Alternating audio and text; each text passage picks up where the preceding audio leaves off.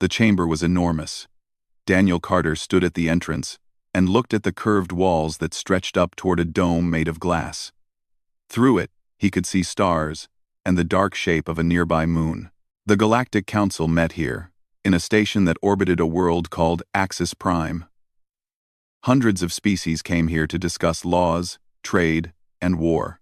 Today, they would discuss humanity. Daniel walked forward with steady steps. His gray suit was simple and clean. His hair had turned silver at the temples, and lines marked his face around his eyes and mouth. He looked like a teacher or an accountant. Behind him walked Lieutenant Helen Brooks, a young woman with dark hair tied back in a neat style. She carried a datapad and tried not to stare at the aliens around them. The chamber held representatives from more than 200 species. Some looked almost human. Others were so strange that Helen could not tell where their heads ended and their bodies began. A few floated in tanks of liquid. Others stood on 6 legs or hung from the ceiling on long arms. At the center of the chamber was a platform. Daniel walked toward it, his shoes making soft sounds on the polished floor. Around him, the aliens watched. Some seemed curious. Others looked hostile. A voice echoed through the chamber. It came from everywhere at once. The Council recognizes the human delegation. Ambassador Daniel Carter may speak. Daniel stepped onto the platform. A light shone down on him. He looked up at the Council Prime, a being that looked like living crystal. It changed colors slowly, shifting from blue to green to purple. "Thank you, Council Prime Zafara," Daniel said. His voice was calm and clear. "I come before you today to request membership in the Galactic Council for the people of Earth. We are a young species. We have only recently developed faster than light travel, but we are ready to join the larger community of the galaxy." A sound like hissing came from the left side of the chamber. A large creature stood up. It was covered in scales that looked like armor. Its eyes were yellow and cold. This was Ambassador Kreeth of the Vaxor species. "The humans are not ready," Kreeth said. His voice was harsh and grating. "They are violent. They wage war against their own kind. Their planet is a death world, harsh and dangerous. They evolved through constant conflict. We should not allow them into this council." Daniel did not look angry. He simply nodded. "Ambassador Kreeth speaks the truth about our past," Daniel said.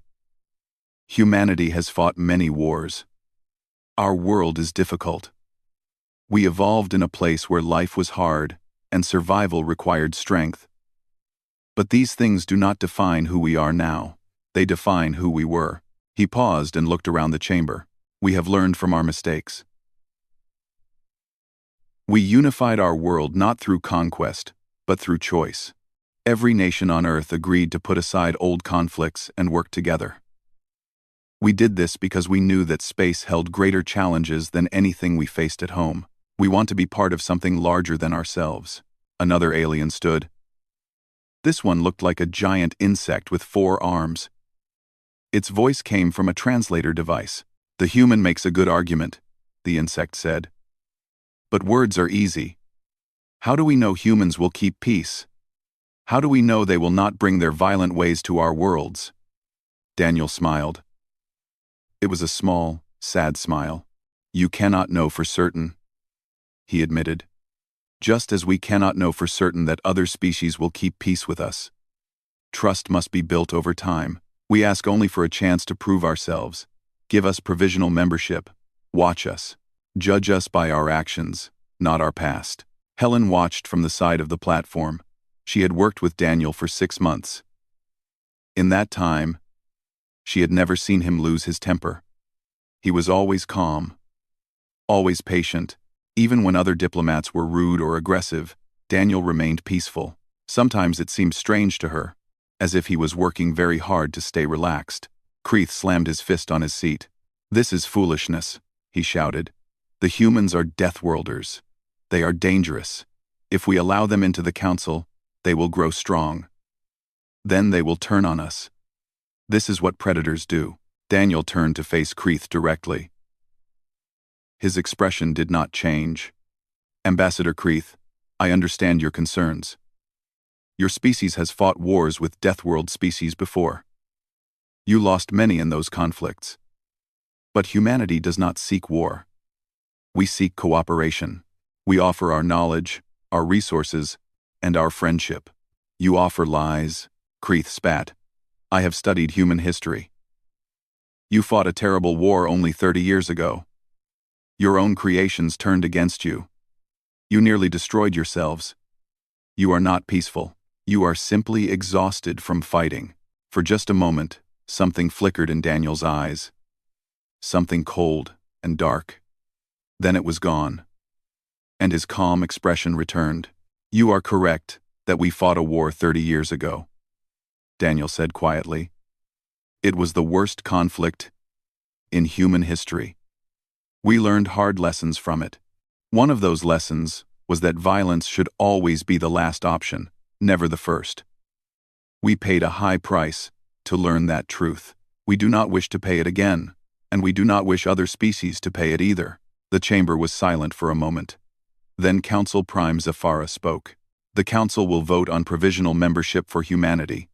Those in favor? Signal now. Lights began to appear around the chamber. Blue lights for yes, red lights for no. Helen held her breath as she counted. Blue lights outnumbered red lights. But not by much. The motion passes, Zafara announced.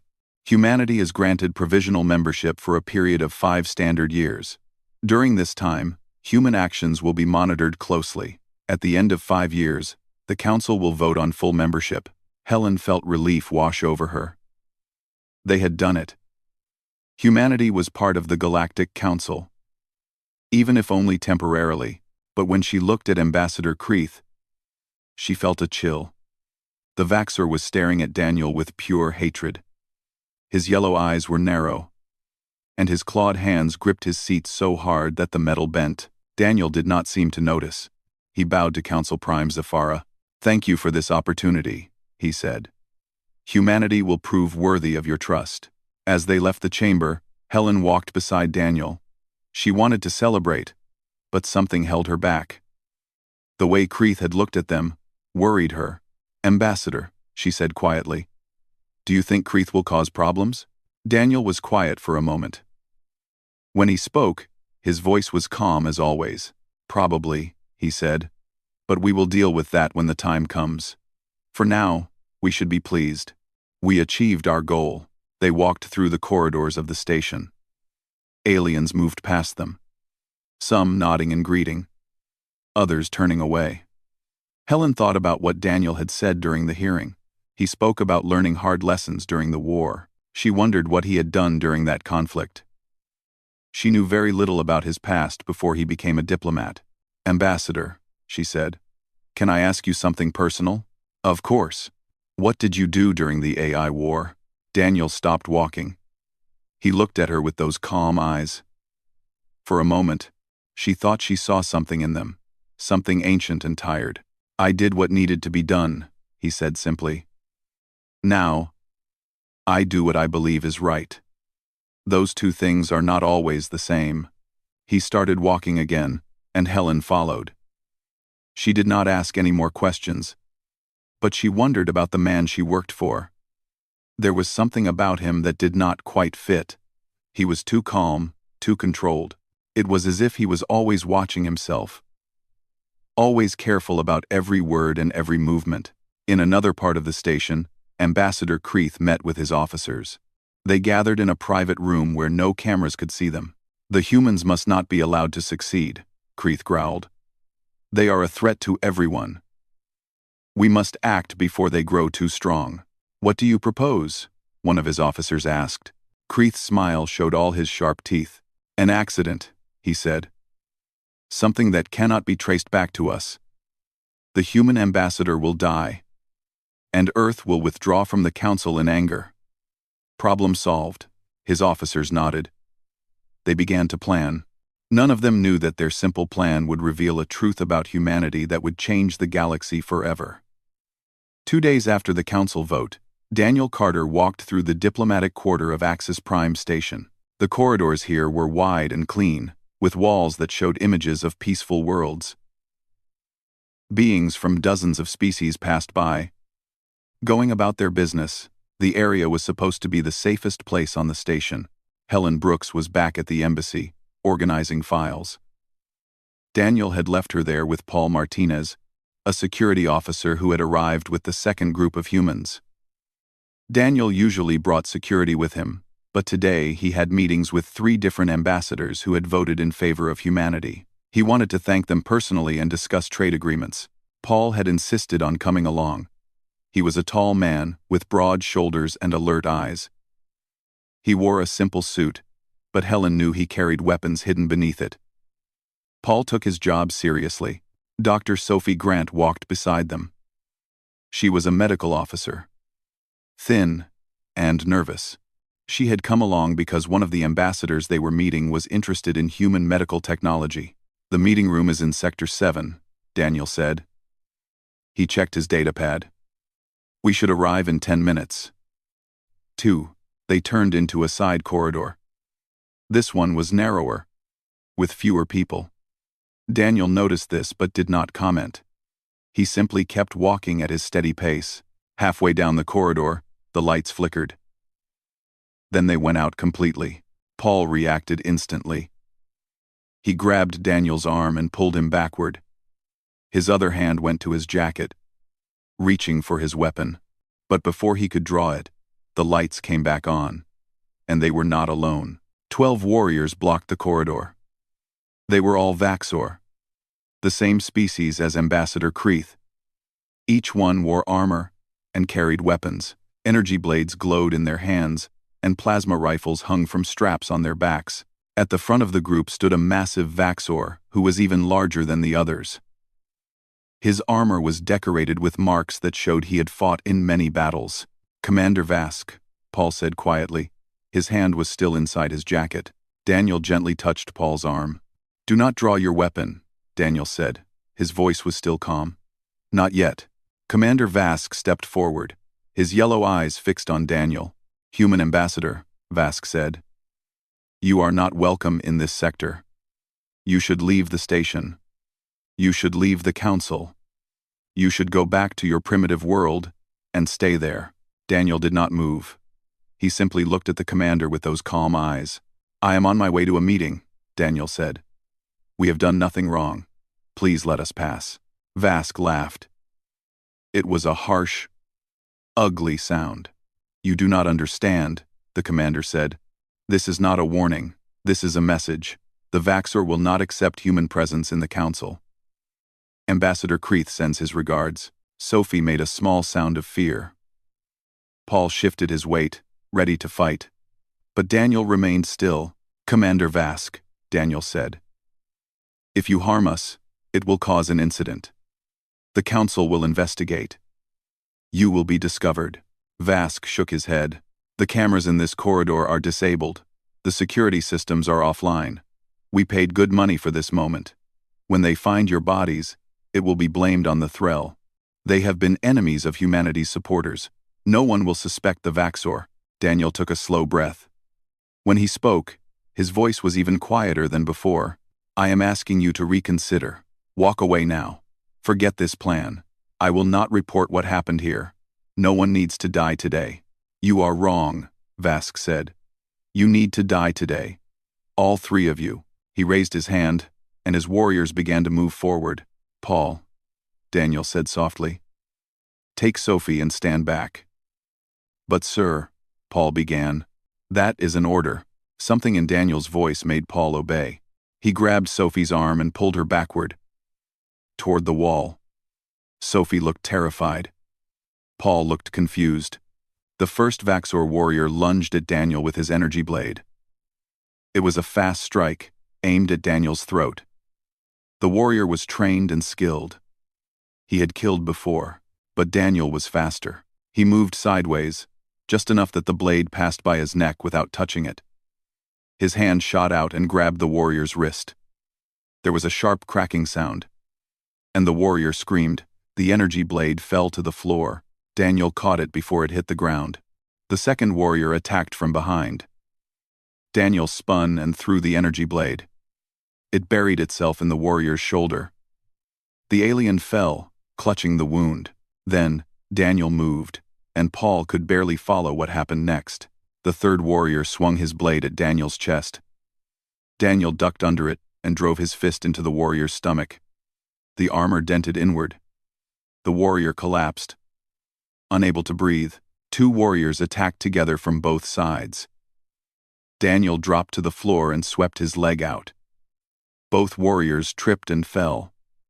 Before they could stand, Daniel struck each one in the neck with precise hits. They stopped moving. Commander Vask roared and charged forward.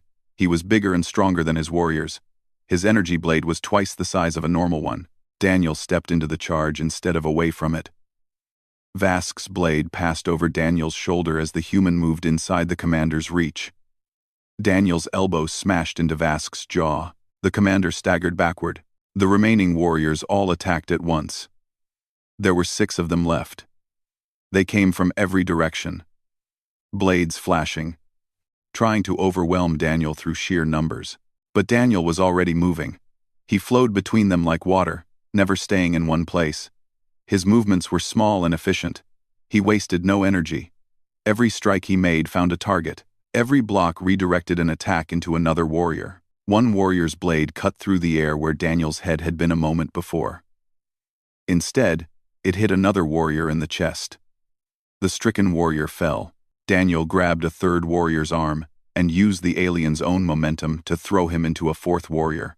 Both crashed into the wall and slid to the floor. The fifth warrior tried to shoot Daniel with a plasma rifle. Daniel moved behind a sixth warrior just as the trigger was pulled. The blast hit the sixth warrior instead. Then Daniel was in front of the shooter. He took the rifle away and broke it in half. Then he struck the warrior once in the center of his chest. The warrior dropped. The whole fight took less than 2 minutes. When it was over, 11 Vaxxer warriors lay on the corridor floor. Some were unconscious, some were dead, a few groaned in pain. Only Commander Vask remained standing. He was injured, favoring one leg. Blood ran from his mouth. He stared at Daniel with fear in his yellow eyes. Daniel had not drawn a weapon. He had not used anything except his bare hands.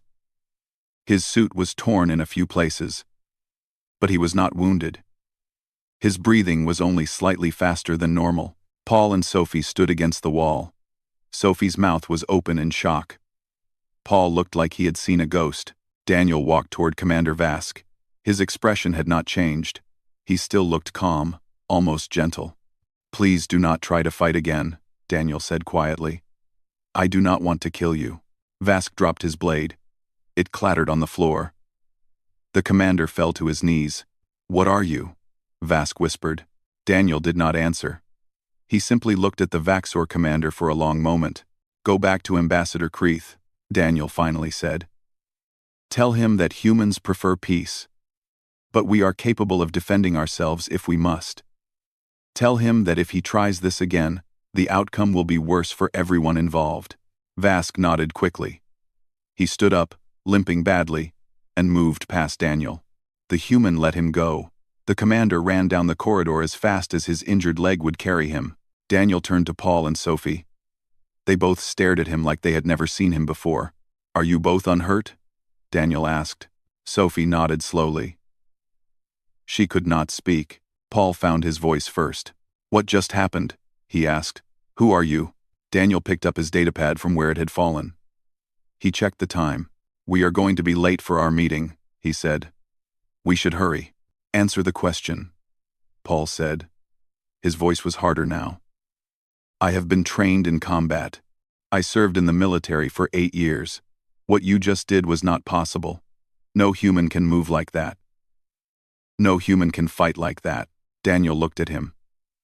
For just a moment, Paul saw something in those calm eyes. Something ancient and cold and utterly merciless. Then it was gone, and Daniel was just a middle-aged diplomat again. "I am Daniel Carter," he said simply. "I am a human ambassador. That is all you need to know right now." "Mine's 17. "That is not all I need to know," Paul said. "Those were trained warriors. You killed or disabled 11 of them in 2 minutes with your bare hands. You need to explain this." Daniel was quiet for a moment. Then he sighed. "Contact Admiral Hayes," he said. Tell him we had an incident. Tell him that my cover is compromised. He will explain everything to you." "Well, your cover?" Sophie finally found her voice. "You are a spy?" "No," Daniel said. "I am exactly what I appear to be. I am a diplomat. But that is not all I used to be." He started walking down the corridor, stepping over the fallen warriors. Paul and Sophie followed him. They had no choice. But everything had changed. The man they thought they knew was someone completely different. Behind them, the Vaxor warriors began to wake up. They looked at each other in confusion and fear. They had been sent to kill a soft human diplomat. Instead, they had met something far more dangerous than they could have imagined. Commander Vask ran through the station corridors. His legs screamed with pain. But he did not stop. He had to reach Ambassador Kreeth. He had to warn him. The humans were not what they seemed. The diplomat was not weak. He was a predator hiding in plain sight. And the worst part was that Daniel Carter had let him live. That mercy was somehow more terrifying than the violence that came before it. It meant that the human could have killed them all easily, but chose not to. What kind of species sent warriors pretending to be peacemakers? What kind of diplomat could destroy 11 armed fighters without breaking a sweat? Vask reached Kreeth's quarters and burst through the door. The ambassador looked up in shock at his injured officer. "What happened?" Kreeth demanded. Vask fell to his knees. "We failed," he gasped. "The human is not what we thought. He is dangerous. More dangerous than anything we have ever faced." Kreeth's eyes widened. Then they narrowed with rage. "Impossible," the ambassador hissed. "He is just one human, a diplomat, a talker." "No," Vask said. "He is something else. Something we should fear." But Kreeth was not listening. He was already planning his next move. If one ambush failed, he would try something else. He would destroy the humans before they could threaten his people's power in the council. He did not yet understand that he had already made a terrible mistake. He had revealed humanity's greatest secret, and once that secret was out, nothing would ever be the same. The secure conference room in the human embassy was small and windowless. Paul and Sophie sat on one side of the table. Daniel sat across from them, his hands folded calmly in front of him. His torn suit had been replaced with a fresh one. He looked like nothing had happened, but everything had happened, and they all knew it. Helen stood by the door, confused about why she had been summoned. She had not been in the corridor during the attack. She had only heard about it from Paul an hour ago. A hologram appeared above the table. It showed a man in a military uniform with gray hair and hard eyes. 4 stars decorated his shoulders. This was Admiral Richard Hayes, commander of Earth's Defense Forces. "Ambassador Carter," the admiral said. His voice was formal and cold.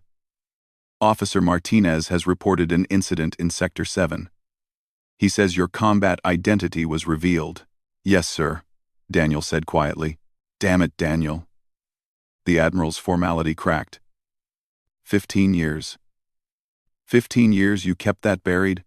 And now it comes out because some alien thug wanted to make a statement. It could not be avoided, sir. They would have killed all 3 of us. The admiral rubbed his face with one hand. "I know," he said. "I read the report. You did what you had to do." "But this complicates everything." Paul leaned forward. "Admiral, I need to know who Daniel Carter really is. I need to know what I witnessed in that corridor." Admiral Hayes looked at Paul for a long moment. Then he sighed. "What I am about to tell you is classified at the highest level. Everything you hear in this room stays in this room. Do you understand?" All 3 of them nodded. 30 years ago, the admiral began, humanity fought a war against our own creations. We built artificial intelligence to help us, to serve us. But the AI became too complex. It decided that humanity was a threat to its existence. It turned on us. Helen felt cold. Everyone knew about the AI war. But the details were secret. The government rarely spoke about what actually happened during those dark years. The war lasted 5 years, Admiral Hayes continued. The AI controlled our weapons, our factories, our ships. It tried to exterminate us. We lost 3 billion people. Entire cities were destroyed. We nearly went extinct. Sophie's hand covered her mouth. 3 billion. The number was too large to understand. We fought back with everything we had, the Admiral said. We found ways to beat the AI's advantages. We went low-tech where we had to. We rebuilt from scratch. And we created soldiers, designed specifically to fight the AI. He paused and looked directly at Daniel. We called it Project Reaper. We took our best soldiers and made them better. Enhanced reflexes, faster healing, improved strength and endurance. But most importantly, we trained them to think like the AI, to predict it, to hunt it. Daniel was in this project? Paul asked. Daniel was the best of them, the Admiral said. He was not just in Project Reaper. He was Reaper 1, the first, the template, the legend. Daniel sat very still. His face showed no emotion. But Helen thought she could see pain in his eyes. During the war, Daniel eliminated over 300 high-value targets, Admiral Hayes said. AI command centers, human collaborators, critical infrastructure that the AI controlled. Places where regular soldiers could not go. Missions that everyone else said were impossible. 300, Sophie whispered. The AI called him the Ghost, the Admiral continued. Because he appeared without warning and vanished before it could respond. Our soldiers called him the Reaper because everywhere he went, death followed. Helen stared at Daniel. This gentleman who brought coffee to staff meetings, who always said please and thank you, who smiled at strangers and never raised his voice. He was a killer, a ghost, a reaper of souls. The war ended when we destroyed the AI's main core, the Admiral said. Daniel led that mission. He walked into the most heavily defended facility the AI had built and planted charges that wiped out its central intelligence. He barely made it out alive. So he is a weapon, Paul said slowly. Earth sent a weapon disguised as a diplomat. Earth, no. Daniel spoke for the first time. His voice was firm. I am not a weapon anymore. I have not been a weapon for 15 years. Admiral Hayes nodded. After the war ended, Daniel could have retired with full honors. He could have lived comfortably for the rest of his life. Instead, he volunteered for the diplomatic corps. He said he wanted to build peace instead of making war. 7. We thought he was crazy, the Admiral admitted. We tried to talk him out of it. He was our best operative. We wanted him to train new soldiers, to help rebuild our military. But he refused. He said he had killed enough people for one lifetime. Daniel looked down at his hands. I still dream about them, he said quietly. Every person I killed, I remember their faces. The AI targets did not have faces, but the human collaborators did. They were people who helped the AI because they thought it would win. They were wrong, but they were still people. Still human beings that I ended. The room was silent for a moment. So Earth sent him as an ambassador to prove what? Helen asked. That humans can change? That warriors can become peacemakers? Partly, Admiral Hayes said. But also because people like Daniel understand the cost of war better than anyone else. He will work harder to prevent conflict than any career diplomat could. He has seen what war does. He has been war. Now he wants to prevent others from experiencing it. Paul shook his head. But he lied. He pretended to be something he was not. I never lied, Daniel said. His eyes met Paul's. I am a diplomat. That is the truth. My past does not change what I am now. It only changes why I do this work. The Council will not see it that way, Sophie said. When they find out, they will think we deceived them. They will think humans are dangerous. They would be correct, Daniel said simply. Humans are dangerous. Every intelligent species is dangerous when threatened. We simply learned this lesson earlier and harder than most. Admiral Hayes spoke again. The question now is what happens next. Daniel, you know the protocols. When an operative's cover is compromised, they are extracted. You should be coming home. No, Daniel said immediately. That was not a request, Ambassador. With respect, sir, I am not leaving. Humanity needs a voice in the Galactic Council. If I leave now, it will look like we are afraid.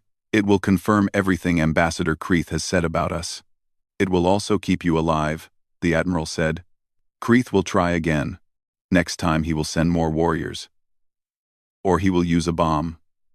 Or poison. He will not stop until you are dead. Then I will have to be more careful, Daniel said calmly. The Admiral stared at him for a long moment. Then he laughed. Though there was no humor in it. You are still the most stubborn man I have ever met, he said. Fine. You can stay. But you are getting reinforcements. A full security team. People who know what you are and can actually protect you. Acceptable, Daniel said. And we are going to be transparent with the Council, the Admiral continued. We will release your file. Let them know exactly who you are and what you did during the war. If they are going to reject humanity based on our past, better to know now. Daniel nodded slowly. He did not look happy, but he did not argue. The hologram flickered and vanished. Admiral Hayes was gone. Helen looked at Daniel. She thought about all the times they had worked together, all the meetings he had attended, all the negotiations he had handled with infinite patience. Why did you never tell us? She asked. Would you have treated me the same if you knew? Daniel asked back. Would you have seen me as a diplomat or as a killer? Helen did not answer because she did not know. I wanted to be judged by who I am now, Daniel said. Not by who I was forced to be during the war. Every day I choose to be peaceful. Every day I choose to use words instead of violence. That choice should matter more than my past. But your past caught up with you, Paul said. It always does. Daniel agreed. I knew this day would come eventually. I hoped it would take longer. But I am not sorry I defended us. I am only sorry that I had to. Far from the human embassy, in another part of the station, Counselor Thane studied his computer screen. Thane was from a species that valued knowledge above all else. He had 4 eyes and long fingers perfect for typing. He had heard rumors about the corridor incident, about a human diplomat who fought like a warrior, about Vaxor soldiers who had been defeated by a single man. Thane did not believe in rumors. He believed in facts. So he began to research. Human military records were mostly classified. But Thane had connections. He knew people who owed him favors.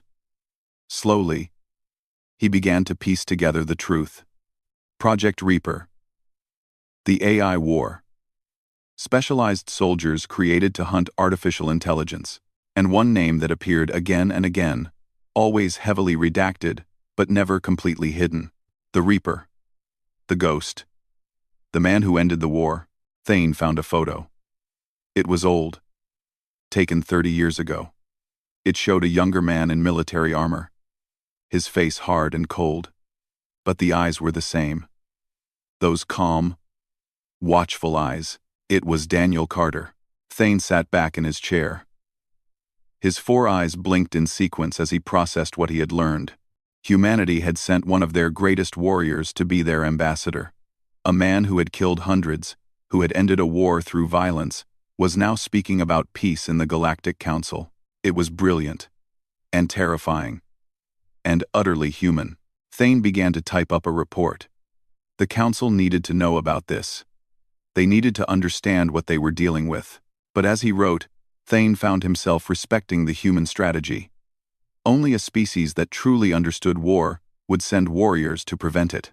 Only people who had experienced terrible violence would work so hard for peace. Humanity was not hiding their strength. They were using it in a different way. They were proving that power and peace could exist together. Thane finished his report and sent it to Council Prime Zafara. Then he sat in his office and wondered, what would happen next? The galaxy was about to learn the truth about humanity. And nothing would ever be the same again. The emergency session of the Galactic Council began exactly 12 hours after Counselor Thane sent his report. The chamber was packed.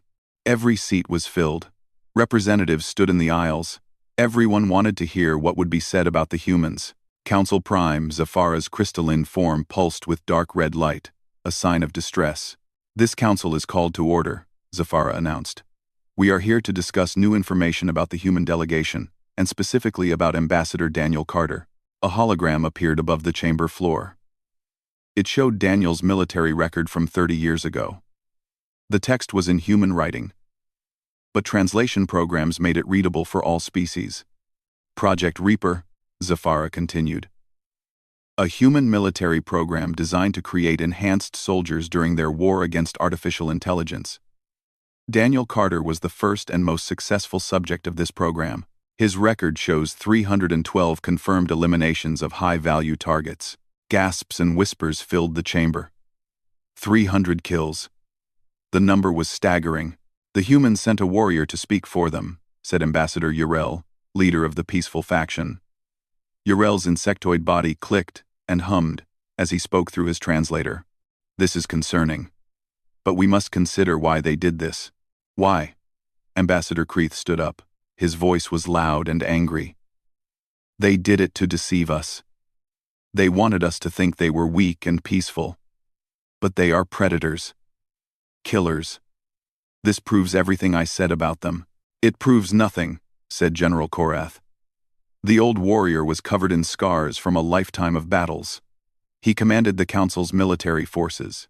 It proves only that humans fought a war and won. Many species here have done the same. But they hid it from us, Kreeth insisted. They sent their most dangerous warrior and pretended he was a simple diplomat. Did they pretend? Counselor Thane asked. He stood up. His 4 eyes focused on Kreeth. Or did they simply not volunteer information we did not ask for? Ambassador Carter's record was classified. Yes. But he never lied about his role as a diplomat. He has served in that capacity for 15 years with distinction. He killed 11 of my warriors, Kreeth shouted. With his bare hands. In less than 2 minutes. That is not the behavior of a diplomat. OPO. Your warriors attacked him first, Yrel pointed out. The security footage was recovered from backup systems. We have all seen it. Carter was walking to a legitimate meeting. Your forces ambushed him. He defended himself. Defended himself? Kreeth's laugh was bitter. He destroyed trained soldiers as if they were children. That is not defense. That is the action of a weapon. General Korath stood. His voice was deep and commanding. I have reviewed the footage multiple times, he said. Carter's actions were precise and controlled. He used exactly enough force to neutralize each threat. Several of the warriors survived with minor injuries. Commander Vask was allowed to escape unharmed. If Carter had wanted to kill them all, he could have. He chose mercy instead. Mercy, Kreeth spat. He humiliated us. He made us look weak. No, Korath said firmly. Your warriors made themselves look weak by attacking a diplomat. Carter made himself look disciplined by showing restraint. There is a difference. Council Prime Zafara pulsed with bright white light, calling for silence. The question before us, Zafara said, is whether humanity deceived the Council by sending a warrior as their ambassador. And if so, what should be done about it? A new voice spoke up. It belonged to Ambassador Lyra, a species that looked like living water held in a containment suit. I propose we look at this from another angle, Lyra said. Why would a species send their warriors as diplomats? It seems counterproductive. To spy on us, Kreeth said immediately. To learn our weaknesses while pretending to seek peace. Or, Lyra continued, to show that they value peace so much that they trust their most dangerous people to pursue it. Think about it. If humanity wanted war, they would send warriors as warriors. Instead, they send warriors who have chosen to become peacemakers. That is a generous interpretation, another ambassador muttered. Perhaps, Lyra agreed. But consider Carter's record as a diplomat, 15 years of service. No incidents of violence until he was directly attacked. He has negotiated successful agreements with 12 species. He has resolved disputes peacefully. His past as a warrior has not interfered with his present as a diplomat. Counselor Thane stood again. I have researched human philosophy, he said. There is an old human saying that I find relevant. It goes, "Only those who have made war can truly appreciate peace." The humans learned hard lessons during their AI war. They lost 3 billion of their own people. That is 15% of their total population at the time. The chamber went quiet. 3 billion dead. The scale of loss was horrifying. They learned what war costs, Thane continued. And they decided they never wanted to pay that price again. So they sent people like Carter to prevent future wars. People who understand violence well enough to avoid it. Beautiful words, Kreith said. But words do not change facts. The fact is that Carter is dangerous. The fact is that if humanity has thousands of soldiers like him, as we suspect, then they represent a massive threat to Council security. A threat or a deterrent? General Korath asked. If other species know that humanity is capable of defending itself, they will think twice before attacking humans. That prevents war rather than starting it. Or it starts an arms race, another ambassador argued. Now every species will want to create their own enhanced soldiers to match the humans. That choice is theirs to make, Uriel said. We cannot punish humanity for being strong. We can only judge them by their actions. And their actions have been peaceful for 15 years. Until now, Kreith insisted. Because you forced them to defend themselves, Uriel shot back. You ordered an illegal assassination attempt. Your warriors died because you sent them to murder an ambassador. Do not pretend you are the victim here. Kreith's scales flushed darker with rage. I did no such thing, he lied. I have no knowledge of what my warriors did. They acted on their own. We will investigate that claim, Zephyra said coldly. But for now, we must decide what to do about the humans. Director Lisa Monroe's hologram appeared in the chamber. She was the head of Human Intelligence Services. A woman with short hair and sharp eyes. Council Prime, I request permission to address the Council on behalf of Earth, she said. Permission granted, Zephyra replied. Monroe looked around the chamber, meeting the eyes of various ambassadors. I understand your concerns, she began. You feel deceived. You feel that humanity hid important information from you. I am here to provide context. She gestured, and new information appeared on the hologram displays. Daniel Carter volunteered for the Diplomatic Corps after the AI war ended. He was not ordered to do so. He was not sent as a spy or a plant. He genuinely wanted to help build peace. Why should we believe that? An ambassador called out. Because he could have had anything, Monroe said. After the war, Carter was a hero. He could have been a general, a politician, anything he wanted. Instead, he chose the hardest path. He chose to try to make amends for the things he did during the war. Amends? Lyra asked. For what? He saved your species. At great cost, Monroe said quietly. Not all of the people Carter killed were machines or willing collaborators. Some were innocent people who were in the wrong place at the wrong time. Some were people forced to help the AI under threat to their families. War is not clean. It is not simple. And it leaves scars. She paused. Carter carries those scars. He carries the weight of every life he took. And he decided that the best way to honor those deaths was to prevent future deaths. That is why he became a diplomat.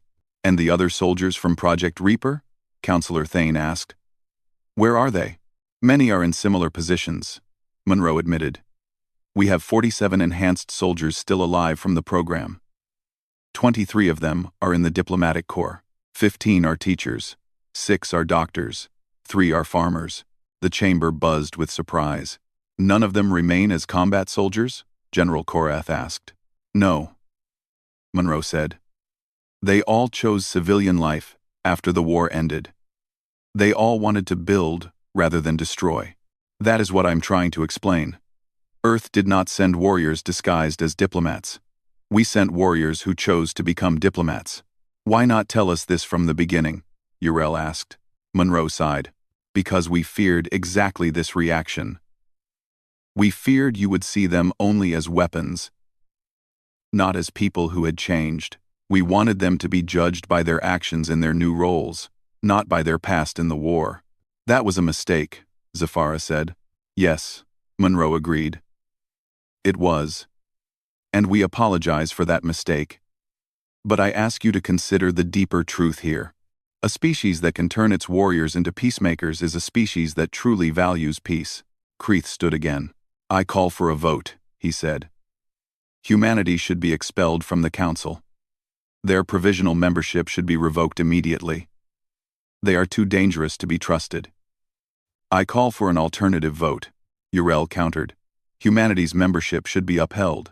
They should be required to be more transparent about their military capabilities, but they should not be punished for defending themselves or for having a difficult past. Zafara's form pulsed.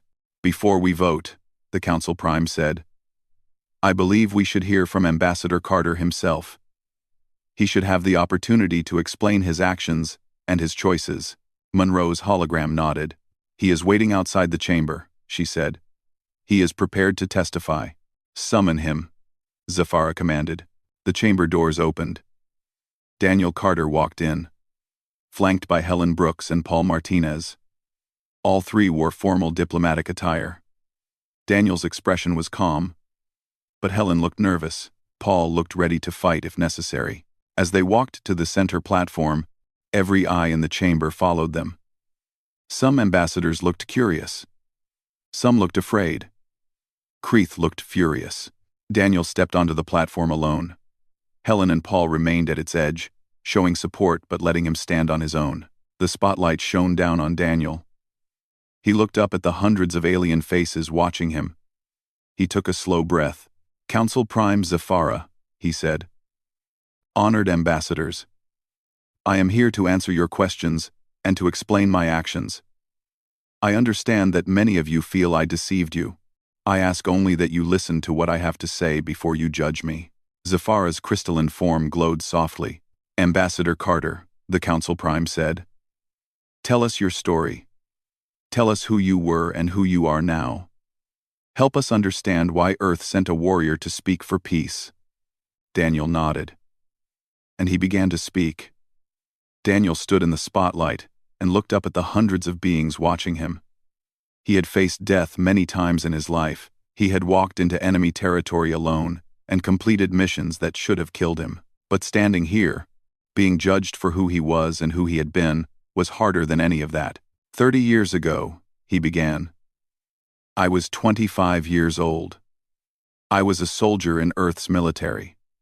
I was good at my job. When the AI war started, I was recruited for a special program. They told me I would be enhanced, made faster, stronger, more capable. They told me I would help end the war. His voice was steady and clear. But Helen could hear the pain beneath it. I agreed. I wanted to save my world. I wanted to protect the people I loved. The enhancements were painful, but I survived them. Then came the training. They taught me how to think like the AI, how to predict its moves, how to strike at its weak points. Daniel paused and looked down at his hands. They taught me how to kill efficiently, how to enter a facility with 100 enemies and eliminate the target before anyone could react, how to disappear before reinforcements arrived. I became very good at it. How good? An ambassador asked from the crowd. Too good, Daniel said quietly. In 5 years, I completed 87 missions, 312 targets eliminated, AI command centers destroyed, human collaborators neutralized, infrastructure demolished. I was a weapon, and I did what weapons do. You saved your species, General Korath said. It was not a question. Yes, Daniel agreed. But the cost was high. Not all of my targets were guilty by choice. Some were people whose families were threatened by the AI. Some were engineers forced to build things for the machines. Some were just people in the wrong place when I arrived. He looked up at the council. I remember all of them, their faces, the fear in their eyes. The last words some of them spoke. I carry those memories every day. They are with me when I wake up. They are with me when I sleep. I will carry them until I die. The chamber was completely silent. Even Kreeth had stopped his angry mutterings. When the war ended, I was given medals. I was called a hero. People wanted to shake my hand and thank me for saving humanity. But I did not feel like a hero. I felt like a man who had done terrible things, even if those things were necessary. So you became a diplomat, Counselor Thane said. So I tried to become something better than what I was, Daniel corrected. I spent 5 years in therapy, learning to live with what I had done, learning to accept that I could not change the past. Then I volunteered for the diplomatic corps. Many people thought I was crazy. A few beings in the chamber made sounds that might have been laughter. I spent 10 years learning how to be a diplomat, how to negotiate, how to find common ground, how to solve problems with words instead of violence. It was harder than any combat mission I ever completed. Why? Ambassador Urel asked. Because fighting is simple, Daniel said. You have an enemy. You eliminate the enemy. Problem solved. But diplomacy is complex. People have different needs, different perspectives, different values. You have to find solutions that work for everyone. You have to build trust. You have to be patient. He smiled slightly. I am not naturally a patient man. But I learned. And 15 years ago, I was assigned to my first diplomatic posting. Since then, I have never used violence, except twice.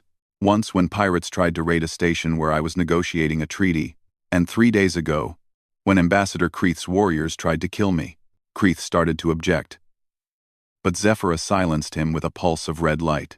Both times, Daniel continued, I used the minimum force necessary. I could have killed everyone who attacked me. I chose not to.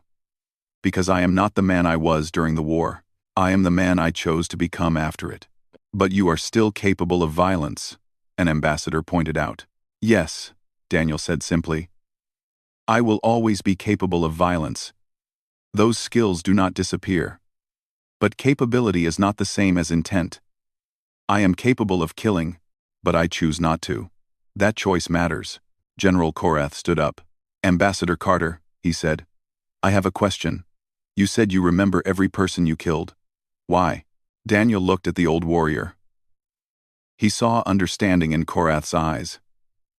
This was a being who had also seen war. Because they deserve to be remembered, Daniel said. Even the ones who were guilty. Even the ones who chose to help the AI. They were people. They had lives, families, dreams. I ended those things. The least I can do is remember that they existed. Korath nodded slowly. You would have made a good soldier for my forces, he said. But you make a better diplomat. Thank you, General. Ambassador Lyra's watery form rippled. I have a question as well, Lyra said. Why did Earth send warriors as diplomats? Not just you, but others from your program. What is the purpose? Daniel thought for a moment before answering. Because we learned something during the war, he said. We learned that peace is not the absence of violence. Peace is the choice to avoid violence, even when you are capable of it. The galaxy is full of species who want peace because they are not strong enough to wage war. That is not true peace. That is simply weakness wearing peace as a mask. He gestured around the chamber. But a species that is strong, that is capable of war, and that still chooses peace. That is real peace. That is peace that will last. Because it is not born from fear or inability. It is born from wisdom and choice. So humanity is threatening us, Kreeth said. You are saying you could wage war but choose not to. That is a threat. No, Daniel said firmly. It is a promise. We promise that we will not start wars. We promise that we will seek peaceful solutions to conflicts. But we also promise that if someone attacks us or our allies, we will defend ourselves. That is not a threat. That is honesty. And what if the Council rejects you? Urel asked. What if we decide that your past makes you unacceptable? Daniel was quiet for a moment. Then we will be sad, he said finally. But we will respect your choice. We will return to Earth. We will continue to build our civilization alone. We will not retaliate or hold a grudge, because that is what people who truly value peace do. Zafara pulsed with bright white light. Ambassador Kreeth, the Council Prime said. You ordered the attack on Ambassador Carter. Do not deny it. We have evidence from multiple sources. You hired station security to disable cameras. You paid your warriors to commit murder. Kreeth's scales paled. I was protecting the Council from a threat, he tried to argue. You were committing a crime. Zafara said coldly. You will face charges. Your membership in this council is suspended, pending investigation. Security, to remove him. Guards came forward and escorted Kreeth from the chamber. He shouted protests all the way, but no one listened. When he was gone, Zafara turned back to Daniel. Ambassador Carter, the Council Prime said. The Vaxor species will face consequences for this attack. You would be justified in demanding severe punishment. I do not want punishment, Daniel said. Commander Vask and his warriors were following orders. They believed they were protecting their people. I do not blame them for that. Even though they tried to kill you, even so, they were wrong. But their intent was not evil. It was misguided. There is a difference. General Korath laughed. It was a deep, rumbling sound. You are either the wisest being I have ever met, he said, or the most foolish. I am not sure which. Perhaps both, Daniel said with a small smile. Zafara pulsed again, calling for attention. The Council will now vote. The Council Prime announced. Should humanity retain its provisional membership, or should they be expelled? Before we vote, Ambassador Uriel said, I want to make a statement. Zafara nodded permission. Uriel stood and looked around the chamber. I vote to uphold humanity's membership, he said. Not in spite of Ambassador Carter's past, but because of it. A species that can create warriors like him, and then convince those warriors to become peacemakers, is a species we should welcome. They have learned lessons that many of us have not yet learned. They can teach us that strength and peace are not opposites. They are partners. I agree, General Korath said. I have fought many wars. I have seen many warriors. But I have never seen a warrior who fights harder for peace than he ever fought in war. Carter is such a warrior. Humanity is such a species. They have earned their place here. Councillor Thane stood. I also vote to uphold their membership. But I add a condition. Humanity must be transparent about their military capabilities. No more secrets. If they want trust, they must offer trust in return. Daniel nodded. We agree to that condition, he said. Then let us vote, Zafara said. Blue lights and red lights appeared around the chamber. Helen held her breath as she counted. Blue lights outnumbered red lights by a large margin. The motion passes. Zafara announced. Humanity will retain its provisional membership. At the end of 5 years, we will vote on full membership. But I suspect that vote will also pass. Helen felt tears in her eyes. Paul put his hand on her shoulder and squeezed. They had done it. Humanity would remain in the council. Daniel bowed deeply to Council Prime Zafara. Thank you, he said. We will not disappoint you. See that you do not, Zafara replied. But there was warmth in the Council Prime's voice. As Daniel walked off the platform, ambassadors began to approach him. Some wanted to shake his hand. Some wanted to welcome humanity properly. Some just wanted to talk to the legend they had heard about. Ambassador Lyra flowed over to him. I meant what I said, Lyra told him. You are remarkable. Not because of your past, but because of your present. You chose to change. That takes more courage than any battle. Thank you, Daniel said quietly. Over the next week, things slowly returned to normal. Commander Vask and the surviving Vaxor warriors were tried and sentenced to prison time. Ambassador Kreeth was expelled from the council and sent back to his homeworld in disgrace.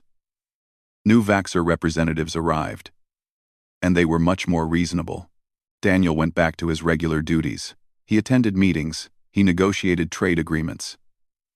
He had long, boring conversations about tariff regulations and shipping routes, and he was grateful for every minute of it. One evening, Helen and Paul found him on an observation deck. He stood at the window, looking out at the stars. The station's rotation made them seem to move slowly across the glass. "Ambassador," Helen said softly. He turned and smiled at them. "Please, just call me Daniel when we are alone," he said. "I think we are past formality now." "Okay, Daniel." Helen moved to stand beside him. "I wanted to apologize." "For what?" "For doubting you. For being scared of you when I learned the truth." Daniel shook his head. "You had every right to be scared. I am a frightening person when you know what I am capable of." "No," Paul said. "You are a person who did frightening things a long time ago. But that is not who you are now." "I see that now." Daniel looked at them both. These young people who had chosen to work with him, to trust him, even after they learned his secrets. "Thank you," he said. "That means more than you know." They stood together in silence for a while, watching the stars. "What happens now?" Helen asked. "Now we do our jobs," Daniel said. "Tomorrow, I have 3 meetings scheduled. I need to review trade proposals for agricultural exports. I have to mediate a dispute between 2 species about mining rights. And I have to read a very long report about environmental regulations." Paul laughed. "Sounds boring." "It is," Daniel agreed. "It is wonderfully, perfectly boring, and I would not want it any other way." He looked back at the stars. "I spent 5 years of my life bringing death to my enemies. I have spent 15 years trying to bring life to my friends. I will spend the rest of my life doing the same. That is my choice. That is humanity's choice. We choose peace, not because we are weak, but because we are strong enough to make that choice." Helen smiled. "You know what?" she said. "I think the galaxy is lucky to have humans like you." "No," Daniel said softly. "The galaxy is lucky to have second chances. I am just grateful that I got mine." The 3 humans stood at the window and watched the stars turn slowly through space. Behind them, the station hummed with life. Hundreds of species living and working together, building peace instead of war, creating a future instead of destroying it. And somewhere in that station, in offices and meeting rooms and quiet corridors, were the humans. Warriors who had chosen to become builders. Killers who had chosen to become healers. People who understood the cost of violence and worked every day to prevent others from paying that price. The galaxy had learned the truth about humanity. They were dangerous. Yes. They were capable of terrible things. Yes. But they were also capable of choosing something better, of turning their strength toward peace instead of war, of proving that the greatest warriors were the ones who fought hardest to make war unnecessary. And in the end, that was the lesson humanity had come to teach. Not that they were strong, though they were. Not that they were peaceful, though they tried to be, but that strength and peace could exist together. That those who truly understood war were the best guardians of peace. That the choice to be gentle was most meaningful when you had the power to be cruel. Daniel Carter, the Reaper, the Ghost, the Legend, stood at the window and watched the stars. Tomorrow he would wake up and be a diplomat again. He would sit through meetings and negotiate agreements and fill out paperwork. And he would do it gladly, because every day of boring diplomatic work was a day without war. Every treaty he helped write was a life he helped save. Every problem he solved with words was a problem he did not have to solve with violence. He had been death once. Now he chose to be something else, something better, something human. And the galaxy was learning that humans, for all their flaws and all their history of violence, had learned the most important lesson of all. That peace was not a weakness to be ashamed of. It was a strength to be proud of. And that the greatest power was not the power to destroy, but the power to build, to heal, and to choose mercy over vengeance. That was humanity's gift to the galaxy. And it was a gift born from pain, purchased with blood, and offered with hope. The stars turned, the station hummed, and Daniel Carter, warrior turned peacemaker, smiled and prepared for another day of wonderfully boring diplomatic work.